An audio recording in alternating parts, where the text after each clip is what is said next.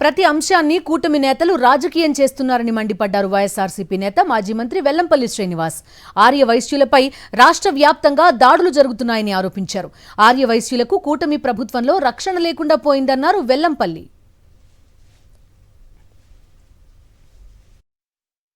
ఆర్యవైశ్యులంటే చులకన భావంతో ఈ కూటమి ప్రభుత్వం పనిచేస్తుంది. ఆర్యవైశ్యులకు ఎక్కడ కూడా భద్రత లేదు, వ్యాపారంలో భద్రత లేదు, వ్యాపారాల మీద దాడులు చేస్తున్నారు. ఏదన్నా వాళ్ళకి ఏమన్నా ఆర్యవైశ్యులు కనుక వాళ్ళు చెప్పిన మాట వినకపోతే వాళ్ళు ఇష్టం వచ్చినట్టు హింసిస్తున్నారు.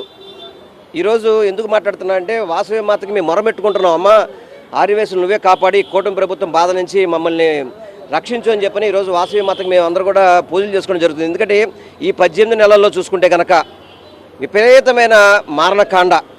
ఎందుకంటే ఆర్యవైశ్యులు ఎప్పుడు కూడా సేవాభావంతో పనిచేస్తారు. మా వాసవి అమ్మవారు చెప్పింది ఏంటంటే ప్రతి ఒక్కరికి సేవ చేయమని చెప్పండి. మీరు ఎక్కడికైనా వెళ్ళండి, వాసవి సంఘాలు కానివ్వండి, వాసవి సత్రాలు కానివ్వండి, నిత్యాన్నదానాలు కానివ్వండి, ప్రతిదీ కూడా వీలైనంత వరకు ఎంత సహాయం చేయగలిగితే అంత సహాయం చేసే తత్వం ఉన్న వ్యక్తులు ఆర్యవైశ్యులు కానీ వాసవి మాత బిడ్డలు కానీ. వాళ్ళకి ఈరోజు ఈ కూటమి ప్రభుత్వం రక్షణ లేదు, భద్రత లేదు.